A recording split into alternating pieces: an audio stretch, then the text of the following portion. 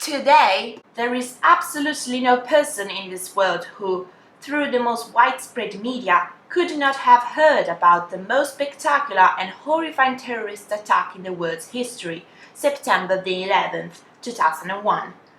On that occasion, a new enemy made its entrance on the world stage: Islamic fundamentalism.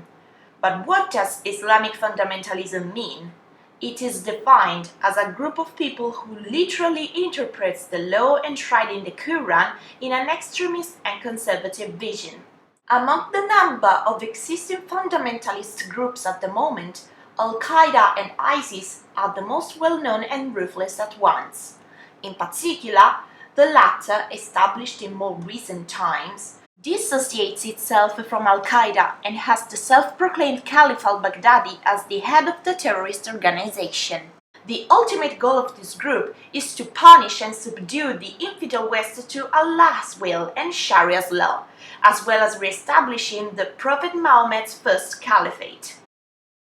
To fully understand where these terrorist groups come from, it is necessary to analyze the history of two states, Syria and Iraq. Syria probably is the most unstable country in the world, as it has always been part of the world's greatest empires since its foundation. By signing the top-secret Sykes-Picot Agreement with France and Great Britain in 1916, Syrian freedom was thought to be declared, but history turned out differently. Once the Ottomans were kicked out of the country, the French ruled over the Syrians, and since the second half of the 20th century, the Al-Assad family has been governing the nation. Both Al-Assad Sr. and Jr. were repressive and bloodthirsty dictators who refused serious democratization and opening to the West. Today, Western countries' military intervention, together with some rebel paramilitary organizations in order to overthrow Bashar's government and tackle ISIS militias taking of Syrian strongholds, is bringing the land as beautiful and bright as the moon and the sun put together as Syria is to its knees. This results in the Syrian citizens' massive movements from their home country to other states in the world, namely they try to reach Europe through makeshift boats. Iraq differs from Syria for being subdued to the British Army, as well as becoming the world's second oil exporter according to OPEC.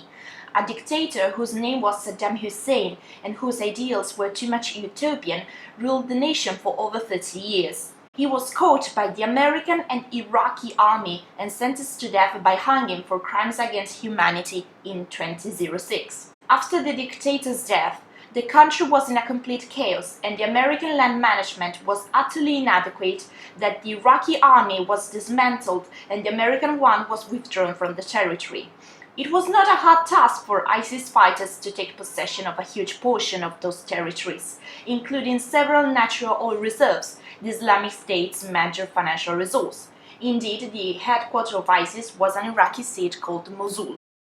The manifestations of hatred did not stop at September the 11th, 2001. Europe became the next vulnerable target starting from the Madrid attack in 2004 and on July the 7th, 2005 bombings in London's underground stations.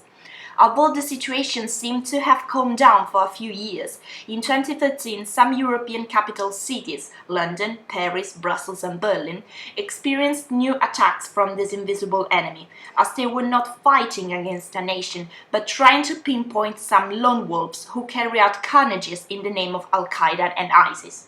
Among the infinite number of terrorist attacks striking Europe every day, it is worth mentioning those happened at the French satirical newspaper Charlie Hebdo, the Parisian club Bataclan, the Belgian Zaventem airport and Malbec underground station, Nice, the Berliner Christmas market in Charlottenburg neighborhood, and Westminster Bridge in London. It is important to analyze the recent history of two international key role nations, the United States of America and France. The former, though after September the 11th experienced only 2 new attacks in San Bernardino, California and in Orlando, Florida, is the main state accused for fostering the development of terrorism in the Middle East. No one knows who, between Bush and Obama administrations, is guiltier.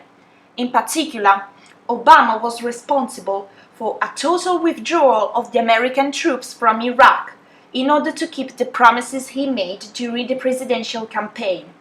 Moreover, he refused to call ISIS by its real name and decided not to intervene militarily against it until his country was not attacked once more. Now it is Donald Trump's moment to show the winning strategy to follow. Also, France has something to be blamed for. It exploited the workers coming from overseas colonies to rebuild French cities after World War II, but confined them to degraded outskirts, where drugs and crime rule. Arabic is the official language, and the new generation young adults feel hatred towards France. Today, the French population shed the highest number of tears for its victims, but what happened is partly due to some faults committed by the former Hollande administration. The world is hoping that the newly elected President Macron is capable of effectively tackling this terrorist threat in France. There is no acceptable justification for the innocent bloodshed in Europe. It was blood that once belonged to defenseless civilians who were hit cowardly by some zealot men following an inconceivable ideal. Europe, as well as the rest of the world, affirms to be in 2017 and to have condemned the use of such medieval and barbaric practices. Yet, there is a sense of going backwards to the Crusades. Many Muslims located worldwide said they do not share radical Islamist views. They launched many online initiatives, but probably the most renowned was sharing a video of the British Islamic community whose hashtag was "Not in my name." The West harshly punished ISIS and Al-Qaeda for their crimes.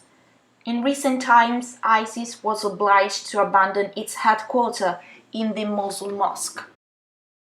However, the eradication of the caliphate will not mean a proper eradication of jihadism.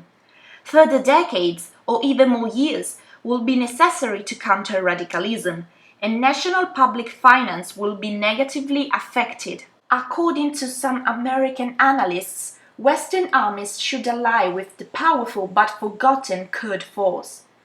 The future cannot be predicted, but the present can be changed. If these new generations receive adequate education and knowledge on the topic, if Europe encourages an openness to those who are considered different, many problems existing today will surely be solved. Besides, also the Dalai Lama affirmed it.